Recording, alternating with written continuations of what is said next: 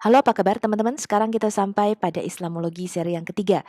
Kali ini kita akan membahas mengenai Isa Al-Masih versi Quran, ya. Dan dari mana saja sumber-sumber kisah dongeng mengenai Isa Al-Masih ini diambil. Dukung terus pelayanan Al-Hayat Indonesia melalui Patreon. Profilnya ada di layar Anda, Al-Hayat Indonesia. Dan berapapun besarnya dukungan teman-teman untuk Al-Hayat Indonesia berfull timer, kami akan sangat berterima kasih sekali. Kami akan terus membuat video-video apologetika mengenai Islamologi. Saksikan video pendek berikut ini. Pada video kali ini kita akan membahas mengenai Isa Al-Masih versi Quran. Tahukah teman-teman bahwa Nabi Isa Al-Masih itu adalah nabi yang namanya paling banyak disebutkan di dalam Al-Quran. Jauh lebih banyak dibandingkan Muhammad.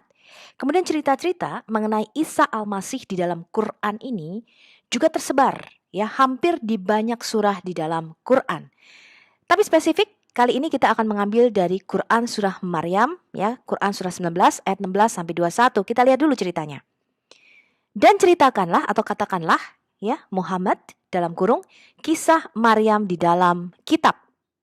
Katanya dalam kurung Al-Quran. Tentu saja waktu Al-Quran belum ada, ya. Jadi di dalam kitab maksudnya tentu saja di dalam kitab Injil, ya. Yaitu ketika dia mengasingkan diri dari keluarganya ke suatu tempat di sebelah timur. Baitul Maqdis ini maksudnya adalah bait suci Salomo pada waktu itu. Lalu dia memasang tabir yang melindunginya dalam kurung dari mereka. Lalu kami mengutus roh kami dalam kurung Jibril kepadanya. Maka dia menampakkan diri di hadapannya dalam bentuk manusia yang sempurna. Ya, jadi roh yang daripada Tuhan yang mereka sebut dengan malaikat Jibril, walaupun ini tidak pasti, ya, menampakkan diri kepada Maryam itu di dalam rupa manusia yang sempurna. Jadi malaikat ini bisa menjelma menjadi manusia yang sempurna. Bahkan kadang-kadang malaikat ini bisa menyerupai Dahyah Al-Kalbi, ya, yang di dalam Islam itu adalah merupakan orang paling ganteng di dalam suku Quraisy katanya, yang sering datang kepada Muhammad malam-malam di dalam tendanya, ya. Dan Muhammad berkata, oh itu bukan Dahyah Al-Kalbi loh, itu Jibril katanya, ya, tapi serupa persis kayak Dahyah Al-Kalbi. Kita lanjutkan bacanya. Dia Maryam berkata, sungguh aku berlindung kepada Tuhan yang Maha Pengasih terhadapmu jika engkau orang yang bertakwa. Ya, jadi Maryam ini pertamanya takut nih, siapa nih kok ada laki-laki, ya, datang-datang di kamar gue katanya, ya.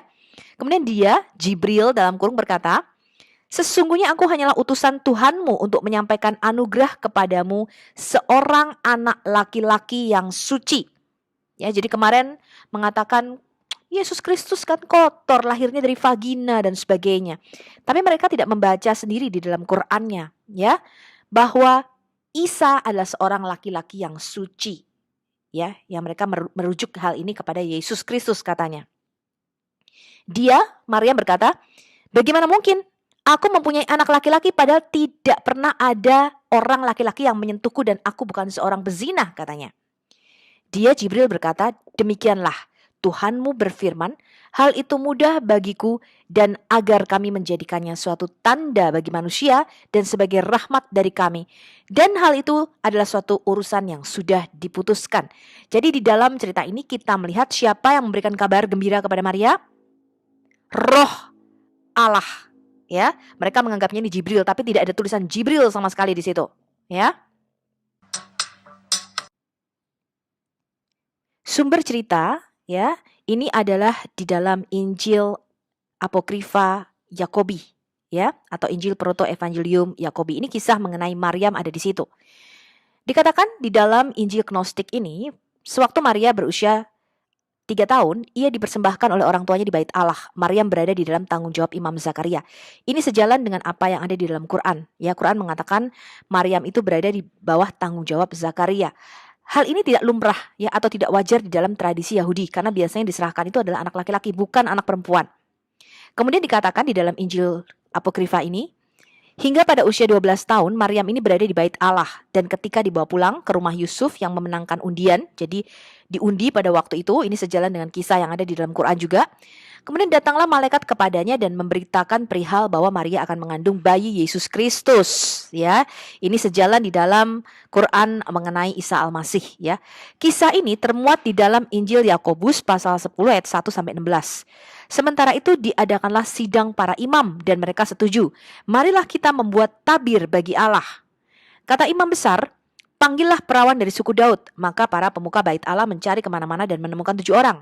Maka imam besar ingat kepada perawan Maryam bahwa ia berasal dari keluarga Daud dan suci di mata Allah. Maka para pembantu bait Allah segera mengambilnya lalu membawa gadis itu ke bait Allah. Nah, apa yang salah dengan perikop ini, teman-teman? Mempersembahkan perempuan ke bait Allah bukan hal yang lumrah bagi orang Yahudi. Ya, karena biasanya yang dipersiapkan menjadi imam di bait Allah adalah laki-laki, misalnya Samuel. Ya, itu sebabnya di dalam Alkitab ya kisah Maria yang dipersembahkan di bait Allah tidak mungkin ada, ya. Ini karena menyalahi tradisi pada waktu itu. Dan ini merupakan cerita yang berbeda dengan Alkitab kita. Di dalam Injil Proto-Evangelium Yakobus atau Proto-Evangelium Yakobi yang ke-10 dikatakan, dan ada sidang para imam berkata, mari kita membuat tabir untuk bait suci Tuhan. Kalau di Quran dikatakan Maria memasang tabir, ya, bagi dirinya sendiri. Kemudian di pasal yang ke-11 dari Injil Proto-Evangelium Yakobi ini dikatakan, dan Maria itu mengambil kendi, pergi mengisinya dengan air, dan lihat sebuah suara berkata kepadanya, bersukacitalah yang diberkati, Tuhan menyertaimu, berbahagialah kamu di antara wanita. Kemudian Maryam ini melihat ke sekeliling, ke kanan, ke kiri, ya, untuk melihat dari mana asal suara itu. Dan dia menjadi ketakutan, kemudian dia pergi ke rumahnya dikatakan, dan meletakkan kendi itu, dia mengambil benang ungu itu, duduk di kursinya dan memintal kain ungu itu. Dan lihat, seorang malaikat Tuhan berdiri di hadapannya berkata, jangan takut Maryam, karena kamu telah menemukan kasih karunia di hadapan Tuhan. Kamu akan hamil oleh firman Tuhan. Dan mendengar ini Maryam mempertanyakan dirinya sendiri berkata, akankah saya mengandung dari Tuhan, Tuhan yang hidup, dan melahirkan seperti semua wanita melahirkan? Dan malaikat Tuhan berkata kepadanya, bukan seperti itu Maria, karena kuasa Tuhan akan menaungi kamu.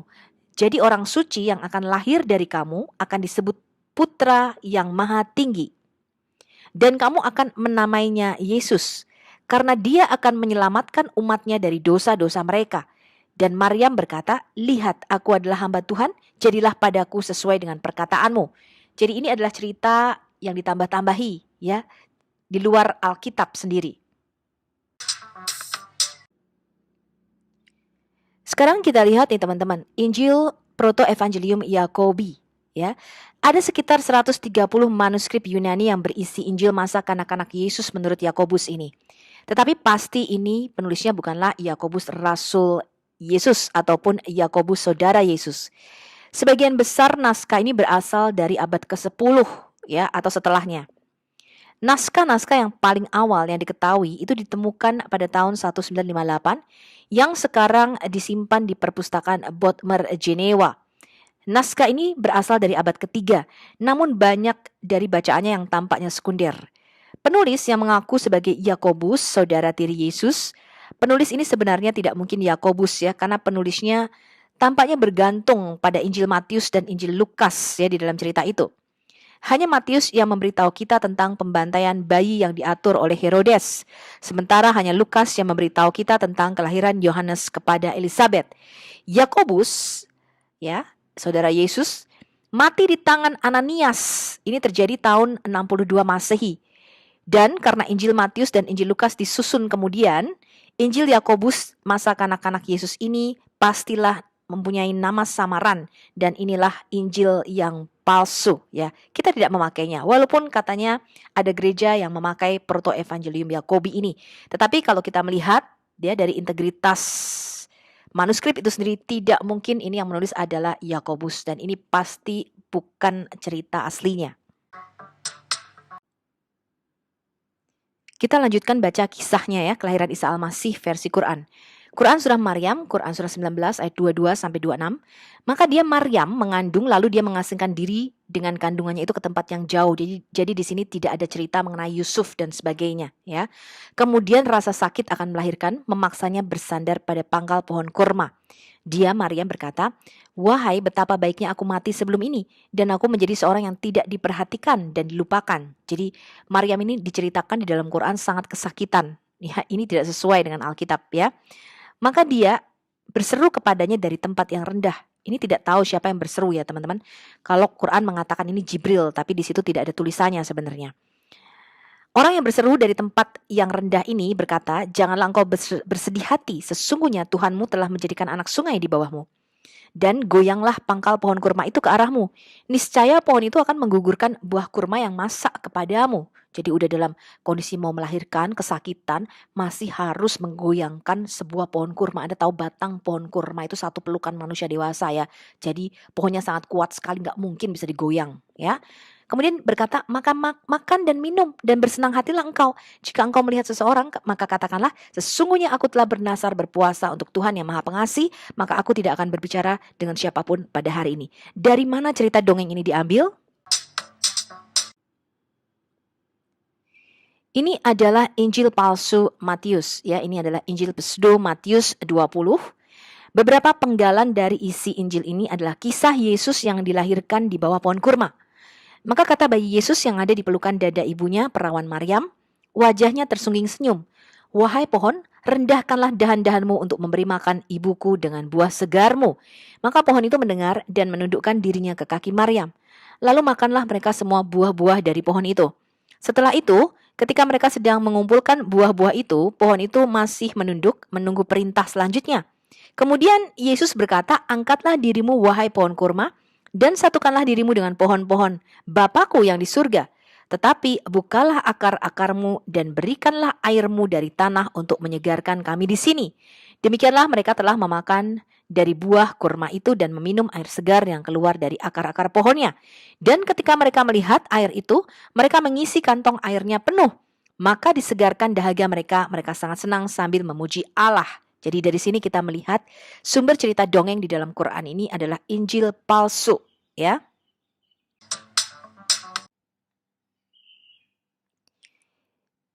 Injil pseudo Matius atau Injil palsu Matius ini adalah bagian dari apokrifa Perjanjian Baru dan kadang-kadang menggunakan nama The Infancy Gospel of Matthew atau Injil kanak-kanak Yesus menurut Matius. Tetapi nama sebenarnya dari teks di zaman kuno ini adalah The Book About the Origin of the Blessed Mary and the Childhood of the Savior atau kitab tentang asal-usul Maryam yang terberkati dan masa kanak-kanak juru selamat. Pseudo Matius adalah salah satu genre infancy gospels yang berusaha mengisi detail kehidupan Yesus dari Nazaret hingga usia 12 tahun, yang secara singkat diberikan di dalam Injil Matius dan Lukas. Jadi di dalam Injil asli kita, itu memang tidak diceritakan secara detail, bahkan ketika Yesus berumur dari bayi, kemudian umur 2 tahun kira-kira ya, sampai kira-kira umur 12 tahun, kita nggak tahu nih apa yang terjadi ya. Padahal jelas pasti dia seperti anak-anak Israel pada umumnya, yaitu pergi sekolah ke yeshiva ya. Kemudian di barat, Injil ini menjadi sumber dominan untuk siklus yang menggambarkan kehidupan Maria, terutama sebelum abad pertengahan pada waktu itu. Ya, karena orang kepo banget kemana nih Yesus pada waktu kanak-kanak pada waktu itu ya. Jadi mereka ngarang-ngarang cerita. Dan karena pada waktu itu tuh belum ada yang namanya hak copyright teman-teman ya. Belum ada yang seperti sekarang kalau Anda nulis buku kemudian di-copy sama orang lain, Anda berhak mendapatkan royaltinya. Pada waktu itu belum ada hak royalti seperti itu. Sehingga orang ketika menulis buku, mengarang buku, mereka mengambil nama-nama yang sudah tenar pada waktu itu ya. Nah, perhatikan teman-teman, Injil Pseudegrapha ini ditulis sekitar abad ke-5, kira-kira tahun 464 Masehi. Jadi tidak mungkin ditulis oleh Rasul Matius karena Matius itu meninggal sekitar tahun 70-an. Ya. Oke, jadi tadi kita sudah melihat ya sumber cerita dongeng di dalam Quran ini adalah sumber-sumber dari Injil-Injil palsu yang ditulis ratusan tahun setelah semua rasul-rasul ini mati. Ya, jadi kisahnya tidak bisa diverifikasi. Kita baca kelanjutan kisah Isa di dalam Quran ini. Quran surah Maryam ya, Quran surah 19 sekarang ayat 27 sampai 32. Kemudian dia Maryam ini membawa bayi Yesus ini, bayi Isa ini katanya ya kepada kaumnya dengan menggendongnya. Mereka berkata, "Wahai Maryam, sungguh engkau telah membawa sesuatu yang sangat mungkar." Jadi mereka menuduh Maryam ini berzina. Ini bisa dihukum rajam pada waktu itu. Karena tidak ada Yusuf di dalam Quran, teman-teman. Dan ini sangat mengherankan. Ya. Kemudian mereka berkata, "Wahai saudara perempuan Harun." Ini adalah kesalahan yang paling fatal di dalam Quran. Jadi Maryam itu dikatakan binti Imron dan saudara perempuan Harun. Ya, jadi saudaranya Musa dan Harun. Allah yang sejati, Allah yang benar, yang maha tahu itu tidak mungkin bisa salah sejarah ya, mengira bahwa Maryam, saudara perempuan Harun dan Musa adalah Maryam ibu Yesus. Ya, ini konyol sekali nih ya, konyol sekali.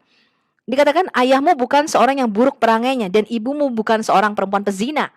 Maka dia Maryam menunjuk kepada anaknya nih, bayi Isa Al-Masih ini katanya. Mereka berkata, bagaimana kami akan berbicara dengan anak bayi yang masih ada di dalam ayunan itu?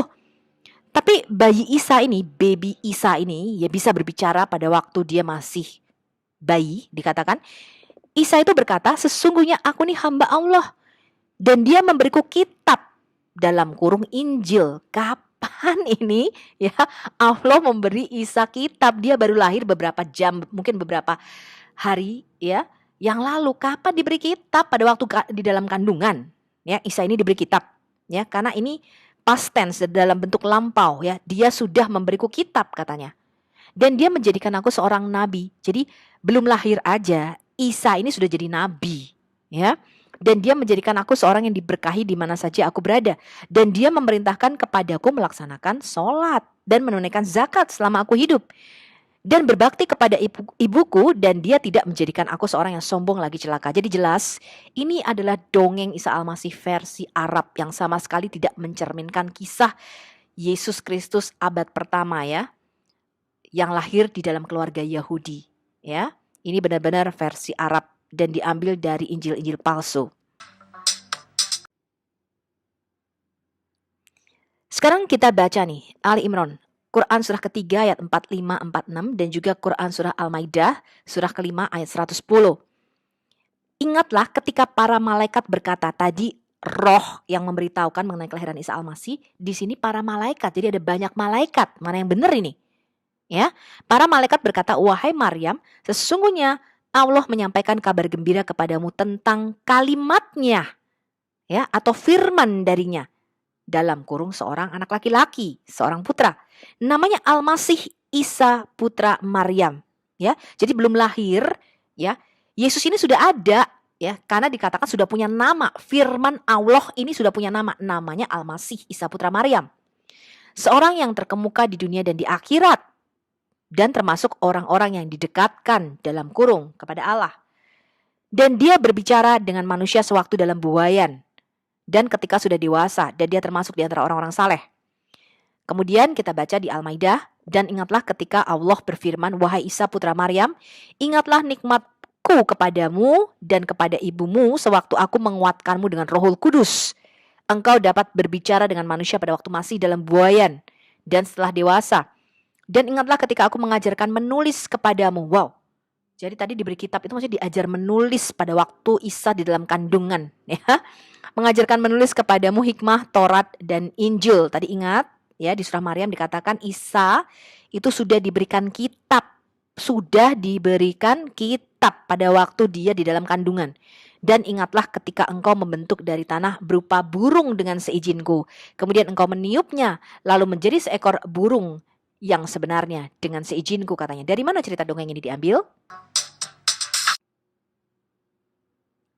Sumber cerita dongeng ya, di mana dikatakan Isa Al-Masih ini bicara sejak waktu masih bayi atau umur beberapa hari. Ini adalah the Syriac Infancy Gospel atau Injilu Tufuliyah ya, atau di Arabic Infancy Gospel. Dikatakan di dalam Injil Apokrifa ini, ketika itu Yesus ya, dia itu masih kecil, masih bayi, berbaring di buayan ibunya. Dia berkata kepada Maria, ibunya, sesungguhnya aku adalah Al-Masih, anak Allah, Logos atau firman yang telah engkau bawa atau engkau kandung. Seperti yang malaikat Jibril katakan kepadamu, dan Bapakku telah mengutus aku untuk keselamatan dunia. Nah, Injil masa kanak-kanak Yesus dalam bahasa Suriah ini juga dikenal sebagai Injil masa kanak-kanak Yesus dalam bahasa Arab. Ini adalah tulisan apokrifa perjanjian baru tentang bayi Yesus dan kemungkinan disusun pada awal abad ketiga. Ini merupakan cerita dongeng dari Mesir ya, dan sebagian didasarkan pada Injil masa kanak-kanak Yesus menurut Thomas dan Proto Evangelium Yakobi. Hanya ada 2 manuskrip yang masih ada yang sekarang ya. Ini berasal dari tahun 1299 Masehi dan abad ke-15 atau 16 dalam bahasa Arab. Mereka disalin di wilayah Irak Utara dan menunjukkan pengaruhnya di dalam Al-Quran. Kalau kita perhatikan cerita dongeng di dalam Quran ini ada yang aneh teman-teman. Quran surah Maryam ya. Quran surah 19 ayat 30 sampai 31. Ketika Maryam menunjuk kepada baby Isa ini, mereka berkata nih orang-orang Yahudi katanya ya, bagaimana kami bisa berbicara dengan anak bayi ini yang masih dalam ayunan, masih kecil, belum bisa ngomong, baru lahir dia. Isa berkata, sesungguhnya aku hamba Allah, dia telah memberiku kitab dalam kurung Injil dan dia menjadikan aku seorang nabi. Muhammad saja butuh waktu sampai usia 40 tahun untuk menjadi seorang nabi. Ya, dia berusia 40 tahun ketika menerima wahyu pertama, konon katanya demikian, dan butuh sekitar 23 tahun sampai wahyu itu selesai. Tapi di Maryam 19 ya, ayat 30 sampai 31 ini dikatakan bayi yang baru lahir ini, Isa ini konon sudah menyatakan dia telah memberi saya kitab. Ya, ini bentuk lampau, jadi sudah diberi kitab. Menurut Anda, kapan Isa ini menerima bukunya? Apakah dia telah menerima kitab itu saat berada di dalam kandungan, bahkan sebelum Isa itu lahir? Sekarang kita lihat nih, Quran surah Maryam, Quran surah 19 ayat 33 sampai 36. Dan kesejahteraan semoga dilimpahkan kepada aku pada hari kelahiranku, pada hari wafatku, dan pada hari aku dibangkitkan hidup kembali. Ini harusnya perkataan Isa, ya. Itulah Isa putra Maryam. Harusnya di sini adalah perkataan kebenaran atau the saying of truth, ya. Dan mereka ragukan kebenarannya. Jadi Isa putra Maryam itu adalah kalimat Allah yang benar, ya. Tidak patut bagi Allah mempunyai anak, maha suci dia. Apabila dia hendak menetapkan sesuatu, maka dia hanya berkata kepadanya jadilah, maka jadilah sesuatu itu. Isa berkata, dan sesungguhnya Allah itu Tuhanku dan Tuhanmu, maka sembahlah dia, inilah jalan yang lurus. Nah, ini yang dikatakan di Quran surah Maryam. Tiba-tiba di sini Allah menyangkal ya, dia tidak punya anak ya. Jadi ini adalah sesuatu yang membingungkan di dalam Quran. Sekarang kita lihat lagi kisah dongeng lainnya di dalam Quran. Quran surah Ali Imran, ya, Quran surah ketiga ayat 49. Dan sebagai rasul kepada Bani Israel, dia berkata, aku telah datang kepada kamu dengan sebuah tanda atau mujizat dari Tuhanmu, yaitu aku membuatkan bagimu dari tanah ya berbentuk seperti burung, lalu aku meniupnya, maka ia menjadi seekor burung dengan izin Allah. Dan aku menyembuhkan orang yang buta sejak dari lahir dan orang yang berpenyakit kusta. Dan aku menghidupkan orang mati dengan izin Allah, dan aku beritahukan kepadamu apa yang kamu makan dan apa yang kamu simpan di rumahmu. Sesungguhnya pada yang demikian itu terdapat suatu tanda kebenaran kerasulanku bagimu jika kamu orang beriman. Sekarang kita lihat dari mana kisah dongeng ini berasal. Kisah dongeng Yesus membuat dari tanah liat seekor burung ini berasal dari Injil Apokrifa menurut Thomas. Injil masa kanak-kanak Yesus menurut Thomas di Israel ya, atau Thomas orang Israel. Dikatakan di situ, dan setelah membuat tanah liat yang lembut, dia membuat dari situ 12 burung pipit. Injil Thomas ini juga dikenal sebagai Injil Koptik Thomas. Ini adalah Injil perkataan non-kanonik. Buku ini ditemukan di dekat Nag Hammadi di Mesir pada bulan Desember 1945 di antara sekelompok buku yang dikenal sebagai Perpustakaan Nag Hammadi. Para ahli berspekulasi bahwa karya-karya itu dikuburkan sebagai tanggapan atas surat dari Uskup Athanasius yang menyatakan kanon kitab suci Kristen yang ketat ya sudah ditutup pada waktu itu ya. Injil pseudo Thomas atau Injil palsu Thomas ini adalah hasil rekaan orang lain yang mengaku sebagai Thomas ya. Namun sebenarnya bukan Thomas murid Yesus. Injil yang tidak bertanggung jawab ini ditulis kira-kira sekitar abad keempat ya, tahun 320-an, sehingga tidak mungkin ditulis oleh murid Yesus pada waktu itu sudah meninggal semua ya. Rasul Yohanes tuh meninggal kira-kira tahun 90-an. Dalam Injil ini termuat ya, konon kanak-kanak Yesus ketika berusia 5 tahun sedang bermain-main di gerbang jalan. Dia mengumpulkan air yang kotor dan dibuatnya menjadi jernih. Dan dilakukannya hanya dengan satu kata, dengan berfirman saja. Jadi diambilnya sebagian tanah itu dan dibuatnya 12 bentuk burung-burung. Padahal hari itu adalah hari Sabat ketika Yesus melakukan itu.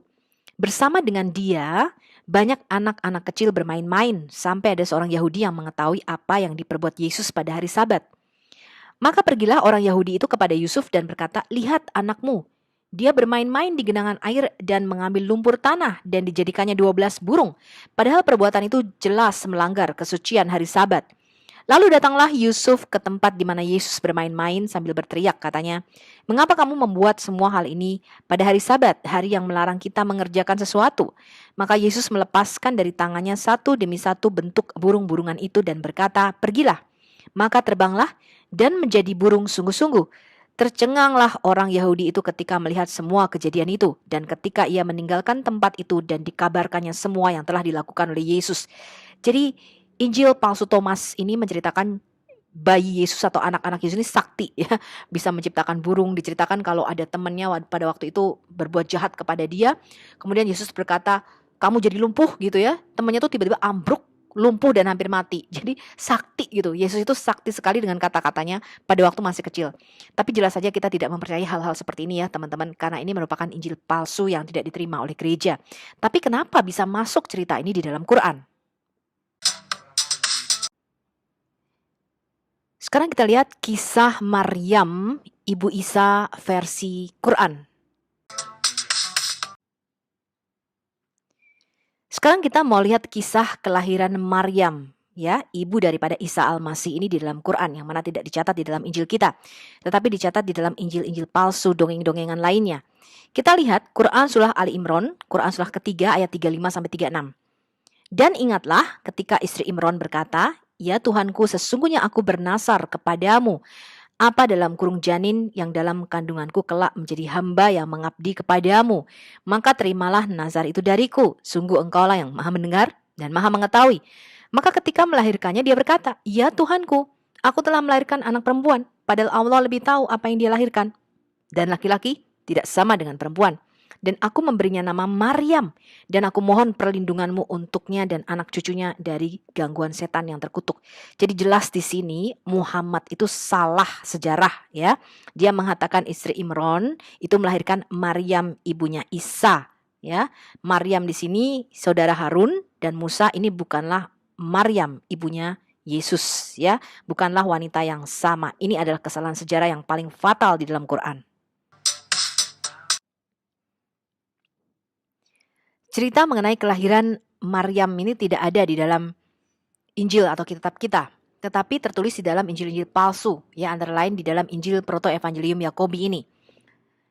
Pasal 1, 2, dan 5. Dikatakan di dalam catatan, ke-12 suku Israel adalah Yoyakim dan istrinya Ana. Jadi ini adalah ayah dan ibu daripada Maryam menurut, ya, Injil palsu ini. Dan hari-hari yang telah digenapi, Ana dimurnikan dan memberikan payudara kepada anak itu, jadi menyusui anak itu dan memanggil namanya Maria. Injil Yakobus atau Proto-Evangelium Yakobi ini adalah Injil masa kanak-kanak abad kedua, ya, yang menceritakan tentang konsepsi, kehamilan, dan kelahiran ajaib perawan Maria, asuhan dan pernikahannya dengan Yusuf, perjalanan pasangan suci ke Bethlehem, kelahiran Yesus, dan peristiwa segera setelahnya. Ini adalah pernyataan paling awal tentang keperawanan abadi Maria, yang berarti keperawanannya tidak hanya sebelum kelahiran Yesus, tapi selama dan sesudahnya. Dan meskipun dikutuk oleh Paus Innocentius I pada tahun 405 Masehi dan ditolak oleh Dekrit Gelasian sekitar 500 Masehi, tapi Proto-Evangelium Yakobi ini menjadi sumber yang sangat berpengaruh untuk Mariologi. Sekarang kita baca lagi Quran surah Ali Imran, ya, Quran surah ketiga ayat 37. Maka dia dalam kurung Allah menerimanya dengan penerimaan yang baik, membesarkannya dengan pertumbuhan yang baik, dan menyerahkan pemeliharaannya kepada Zakaria. Jadi Maryam ini dikatakan dipelihara, ya, oleh Zakaria. Ini sesuai dengan Proto-Evangelium Yakobi yang tadi kita baca, ya. Setiap kali Zakaria masuk menemuinya di mihrab, ya, katanya kamar khusus ibadah, dia dapati makanan di sisinya. Dia berkata, "Wahai Maryam, dari mana ini engkau peroleh?" Dia, Maryam, menjawab, "Itu dari Allah. Sesungguhnya Allah memberi rezeki kepada siapa yang dia kehendaki tanpa perhitungan." Hal ini tidak wajar, ya, karena wanita itu tidak diserahkan di dalam bait suci, hanya anak laki-laki saja. Nah, sumber cerita bahwa Maria itu dirawat oleh Zakaria, ya, ini berasal dari Injil palsu, Injil Proto-Evangelium Yakobi pasal yang ke-8. Dan Maryam ada di bait suci Tuhan, dia dirawat seperti burung merpati dan menerima makanan dari tangan malaikat.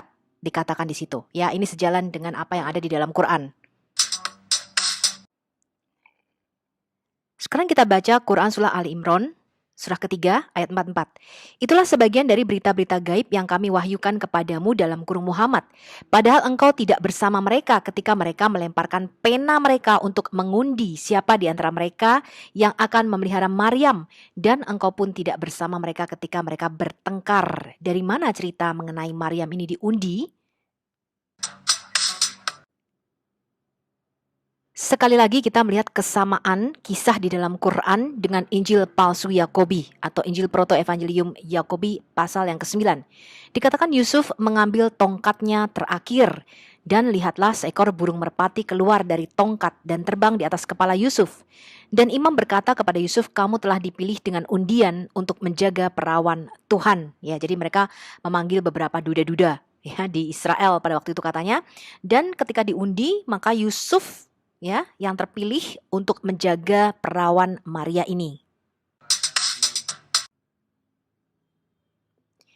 Dan sekarang yang paling fatal teman-teman dari semua ayat yang ada di dalam Quran mengenai kisah Isa Al-Masih versi Arab ini adalah Quran surah An-Nisa surah keempat ayat 157.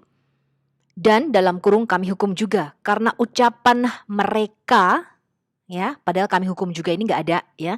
Dan karena ucapan mereka sesungguhnya kami telah membunuh Al-Masih Isa putra Maryam Rasul Allah. Kalau orang Yahudi mengakui itu adalah Al-Masih dan Rasul Allah, bagaimana mereka bisa membunuh Yesus ini? Ya, ini adalah pertanyaan yang sangat-sangat aneh ya. Padahal mereka tidak membunuhnya dan tidak pula menyalibnya, tetapi yang mereka bunuh katanya adalah orang yang diserupakan dengan Isa. Sesungguhnya mereka yang berselisih pendapat tentang pembunuhan Isa itu selalu dalam keraguan-raguan tentang siapa yang dibunuh itu. Mereka benar-benar tidak tahu dalam kurung siapa sebenarnya yang dibunuh itu, melainkan mengikuti persangkaan belaka. Jadi mereka tidak yakin telah membunuhnya. Hal ini nanti kita akan bahas lebih detail lagi ya, mengenai cerita dongeng bahwa siapa sih yang diserupakan oleh Isa ini.